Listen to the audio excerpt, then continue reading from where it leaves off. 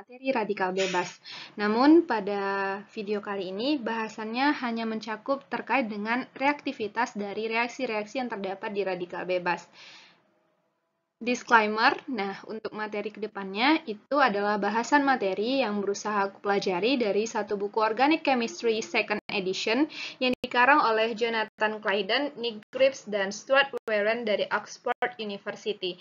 Jadi kita akan membahas beberapa bahasan utama atau poin-poin penting yang terdapat dalam reaktivitas radikal bebas. Oke, kita mulai ya. Pertama, kita berbicara mengenai bagaimana reaksi radikal itu terjadi.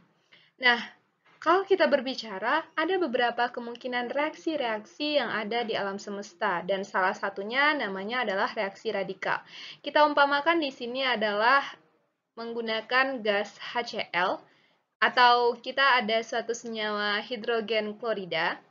Nah, hidrogen klorida ini kita tahu selama ini dia akan mampu terpisah atau terdisosiasi menjadi H+ dan juga Cl-, yang artinya ada karbokation dan juga karbanion, di mana hal ini terjadi apabila HCl itu kita reaksikan di dalam suatu larutan, yang artinya dia mengalami ionisasi.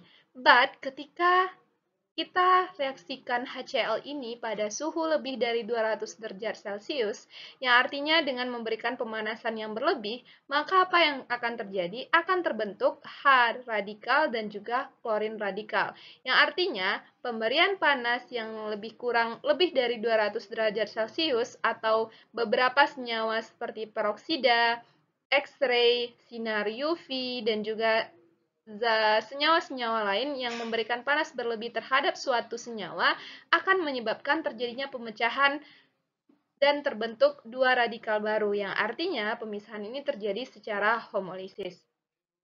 Nah, secara keseluruhan di dalam buku ini dirangkum ada beberapa tahapan atau beberapa jenis reaksi yang menyebabkan suatu radikal itu dapat terbentuk. Apa saja? Pertama, radikal itu bisa terbentuk dari adanya homolisis ikatan yang lemah. Artinya, beberapa ikatan senyawa yang dinilai memiliki ikatan yang lemah itu akan mengalami homolisis atau pemecahan atau pemutusan ikatan sehingga terbentuk radikal. Yang kedua, radikal itu terbentuk dari abstraksi hidrogen. Kira-kira abstraksi hidrogen ini apa ya? Ini akan kita bahas lebih dalam selanjutnya. Nah, kemudian ada radikal yang terbentuk dari reaksi adisi serta dari reaksi eliminasi. Nah, 4 hal ini adalah poin penting yang menyebabkan suatu radikal itu bisa terbentuk atau reaksi radikal itu dapat terjadi.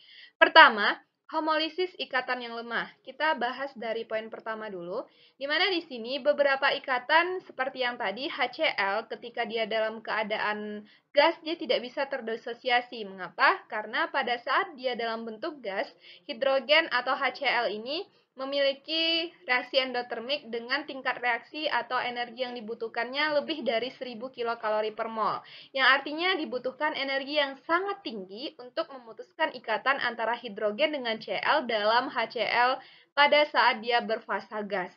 Tapi ketika HCl ini diberikan temperatur yang tinggi melebihi 200 derajat Celcius, dia mampu berdisosiasi. Namun yang terbentuk bukan lagi ion, tetapi adalah senyawa-senyawa radikal. Nah, di beberapa senyawa yang lain, dia akan terbentuk atau mampu untuk menjadi radikal pada suhu-suhu yang melebihi suhu stabilnya. Yang artinya mungkin sedikit saja kita berikan suhu di atas suhu kamar, maka senyawa tersebut akan mampu untuk berdisosiasi menjadi senyawa radikal baru. Contohnya adalah senyawa yang tertera pada slide ini yang akan mampu membentuk suatu radikal Cn. Dan radikal ini terjadi pada suhu 66 sampai 72 derajat Celcius. Jadi beberapa ikatan yang lemah hanya membutuhkan sedikit suhu yang lebih tinggi dibanding suhu temperatur atau suhu kamar sehingga dia mampu menghasilkan radikal-radikal yang baru. Yang kedua adalah tahapan abstraksi hidrogen. Apa sih abstraksi hidrogen itu? Jadi, abstraksi hidrogen ini adalah pelepasan atom hidrogen dengan satu elektronnya. Nah, di sini teman-teman bisa mengingat kembali pembelajaran dahulu ketika kita belajar terkait SN2, proses eliminasi S1 dan E2, dan berbagai jenis reaksi senyawa organik yang lainnya, yang dimana biasanya kita menyebabkan atau melibatkan adanya pengambilan hidrogen atau elektron dari suatu hidrogen sehingga alkil halida ataupun senyawa halidanya dapat terputus dari hidrogen tersebut. Tapi abstraksi hidrogen ini jauh berbeda dengan konsep-konsep yang kita pelajari pada saat belajar adisi atau senyawa eliminasi karbokation dan juga karbanion. Oke, di sini kita lihat pertama terkait dengan abstraksi hidrogen.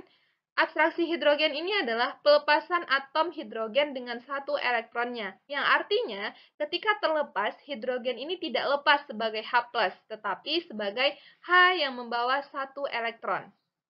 Nah, apabila ada suatu peroksida, kita reaksikan dengan senyawa hidrogen bromida, radikal pada oksigen ini akan mengambil atau mengabstraksi satu hidrogen dengan sekaligus dengan adanya pemindahan atau ikutsertaan elektron yang terdapat di H tersebut. Di sini kan ada dua elektron ya, elektron H dan juga elektron Br yang saling berikatan. Jadi abstraksi hidrogen akan mengambil si hidrogen beserta atau diikuti oleh satu elektron dari hidrogennya sehingga terbentuk ikatan ROH yang artinya hidrogen elektron radikal pada O ini atau peroksida ini terstabilkan dengan adanya keikutsertaan hidrogen elektron pada hidrogen di HBr yang mengakibatkan pindahnya elektron ikatan ini ke Br sehingga terbentuk suatu radikal baru yaitu radikal bromin.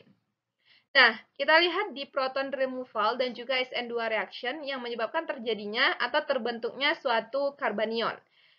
Kalau di sini suatu RO- yang bermuatan negatif itu akan mengambil H+ dan ikatan ini secara utuh pindah ke Br yang artinya H di sini dia pergi dengan muatan positif sehingga terbentuk ROH dan Br di sini karena memiliki 8 elektron di mana satu elektron lagi sumbangan dari elektron ikatan antara hidrogen dan bromin sehingga terbentuk Br dalam situasi karbanion. Begitu juga dengan SN2 reaction yang menyebabkan terbentuknya Br dalam bentuk karbanion. Oke, sampai di sini. Semoga teman-teman paham bahwa abstraksi hidrogen yang membedakannya adalah kita akan mengabstraksi atau mengambil hidrogen dengan keikutsertaan satu atom hidrogennya. Next adalah reaksi adisi atau radical addition. Nah, kalau radical addition ini biasanya terjadi pada senyawa-senyawa yang berikatan rangkap, baik itu alkena dan isomer-isomer alkena lainnya. Ketika suatu radikal direaksikan dengan suatu alkena, maka radikal tersebut akan menyebabkan berpindahnya suatu radikal baru ke alkena tersebut, tetapi dia sudah dalam bentuk alkana. Sedangkan eliminasi adalah kebalikannya, di mana eliminasi ini biasanya masih ingat dengan dibenzoil peroksida? Ya, dibenzoil peroksida adalah suatu inisiator dalam reaksi radikal bebas. Nah, dibenzoil peroksida akan mengalami yang namanya homolisis atau pemutusan secara homogen, homolitik, yang mengakibatkan ikatan antara O dan O ini terpisah secara merata dan menyebabkan adanya terbentuk radikal baru. Nah, radikal ini terjadi karena adanya radikal elimination yang menjadi salah satu ciri khas adalah di sini ada perpindahan radikal yang terbentuk di O ke arah beberapa senyawa lainnya sehingga pada akhirnya itu akan menyebabkan eliminasi ini hilang sehingga terbentuk CO2. Jadi eliminasi ini biasanya terjadi pada senyawa-senyawa yang di dalamnya terdapat ikatan rangkap dan ikatan rangkap itu terputus dengan adanya reaksi dari radikal yang merupakan kebalikan dari adisi. Jadi ini adalah sesuatu yang berkebalikan. 4 ini adalah suatu reaksi utama yang menyebabkan terjadinya radikal atau radikal itu terbentuk. Next, kita berbicara lebih dalam terkait dengan abstraksi hidrogen. Nah, di abstraksi hidrogen ini adalah salah satu hal yang kita lihat ketika suatu alkana atau suatu alkana itu bereaksi dengan suatu radikal, maka di alkana itu kan terdapat beberapa hidrogen. Contohnya di sini kita membandingkan reaksi antara CH4 dengan DH4. Tahu kan DH4 itu apa? Di mana D ini adalah deuterium. Nah, CH4 Jika direaksikan dengan Cl radikal, akan menghasilkan CH3 radikal dan HCl. Perbedaan keduanya adalah jenis H yang terikat pada C ini. Di sini yang terikat adalah deuterium, sedangkan di sini adalah hidrogen. Dan diketahui dari hasil percobaan, CH4 ini memiliki tahapan atau laju yang lebih cepat dibandingkan dengan deuterium. Mengapa? Karena abstraksi hidrogen ini adalah suatu tahap penentu laju dalam reaksi radikal, atau biasanya kita menyebutnya dengan V, laju reaksinya. Laju reaksi dari reaksi radikal ditentukan dari tahapan abstraksi hidrogennya. Namun, bagaimana jika radikal ini menyerang senyawa propana? Bedanya apa? Oke, sebelumnya kalau di sini kan kita hanya punya 1H yang terikat ke 4H yang terikat ke 1C, tapi di sini udah ada banyak nih jenis-jenis hidrogen yang terikat. Di sini ada 3 atom karbon. Jadi tentu abstraksi hidrogen ini akan terjadi dengan adanya suatu aktivitas. Mengapa? Karena di dalam suatu senyawa organik terdapat klasifikasi atom hidrogen seperti hidrogen metil, hidrogen primer, hidrogen sekunder, hidrogen tersier, hidrogen alilik, dan juga hidrogen benzilik. Nah, kita rewind sebentar. Terkait dengan hidrogen primer, berarti hidrogen yang terikat pada atom C primer.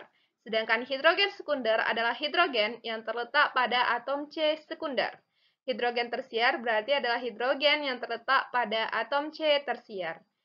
Ada hidrogen alilik, yaitu hidrogen yang terletak pada atom C yang mengikat C yang terikat pada ikatan rangkap. Artinya, hidrogen ini terikat pada C setelah ikatan rangkap antara C dan juga C. Itu hidrogen alilik. Dan yang terakhir adalah hidrogen benzilik, yakni hidrogen yang terikat pada C yang mengikat benzena.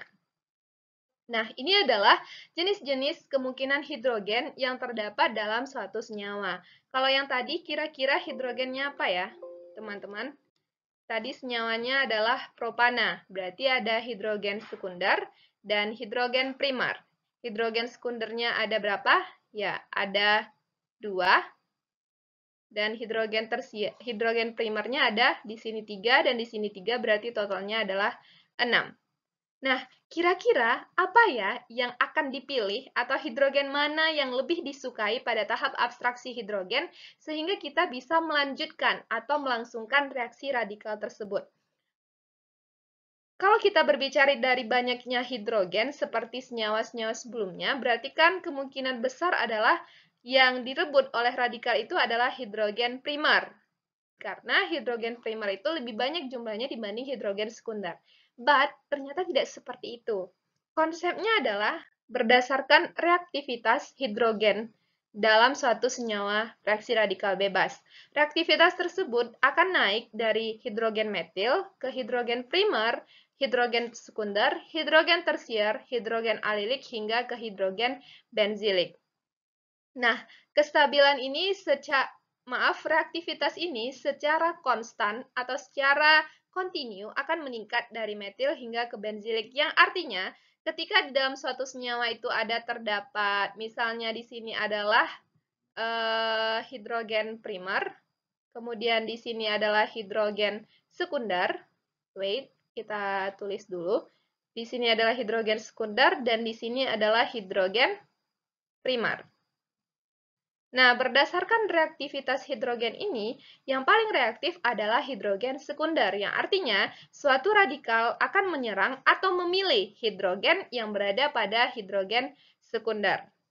Sehingga radikal itu ada kemungkinan misalnya ini adalah hidrogen sekundernya akan muncul di arah sini. Sehingga terbentuk suatu senyawa baru yang anti radikal. Tapi, di dalam kimia kita berbicara secara teoritis dan juga secara praktek. Nah, dari beberapa praktik atau percobaan yang dilakukan oleh para ahli terdahulu, didapatkan hasil seperti ini. Ketika kita mencoba untuk mereaksikan suatu metil propana dengan suatu Cl radikal atau Cl2 dan juga ada UV, maka terdapat 2 senyawa campuran yang dihasilkan. Yang pertama adalah 1 kloro 2 metil propan. Ini yang pertama. Dan yang kedua adalah senyawa trimetylklorin. Nah, senyawa ini adalah senyawa kedua yang dihasilkan dari pereaksian 2-metilpropana dengan Cl2 dan juga dengan bantuan sinar UV. Tapi pada hasilnya, kloropropan ini dihasilkan 50% dan senyawa CH3 3 kali CCl itu dihasilkan sebanyak 20%. Yang artinya, di sini pada saat Cl, radikal dari Cl itu lebih banyak atau lebih dominan untuk memilih hidrogen primer dibanding dengan hidrogen yang tersier. Maaf, ini adalah hidrogen tersier. Nah, di sini bisa kita lihat dari persentase hasilnya. 50% itu adalah senyawa 1 dan 20% senyawa 3. Tapi hal ini berbeda ketika senyawa yang sama direaksikan dengan Br2 dan juga menggunakan sinar UV. Senyawa yang paling banyak dihasilkan itu adalah CH3 3 kali CBr, yang artinya radikal itu sangat selektif dan memilih untuk masuk ke hidrogen tersier. Jadi, dari hasil ini, ilmuwan menyimpulkan ketika kita menggunakan klorinasi dan brominasi, hasil yang dihasilkan itu berbeda, atau produk yang dihasilkan dapat berbeda. Mengapa? Karena bromin itu lebih selektif dibandingkan klorin. Ketika kamu menggunakan bromin, maka dia akan mengikuti aturan kenaikan reaktivitas. Ketika ada perbandingan primer dan tersier, maka radikal akan memilih hidrogen pada tersier. Namun, ketika kamu menggunakan Cl ini adalah suatu senyawa yang sangat reaktif, sehingga dia tidak memperhatikan adanya selektivitas. Yang pada akhirnya, dominasi atau hasil akhirnya itu adalah pada senyawa yang tidak mengikuti aturan reaktivitas hidrogen. Oke? Semoga penjelasan ini dapat menjawab kebingungan teman-teman terkait dengan bagaimana proses perebutan hidrogen dalam suatu senyawa dengan menggunakan reaksi radikal. Jadi, reaksi ini tergantung pada reaktivitas yang dijelaskan sebelumnya, namun hal ini ada pengecualian ketika teman-teman menggunakan Cl dan juga bromin. Oke? Sekian terkait dengan reaktivitas mengenai reaksi radikal bebas. Semoga apa yang disampaikan itu dapat bermanfaat, and see you on the next video.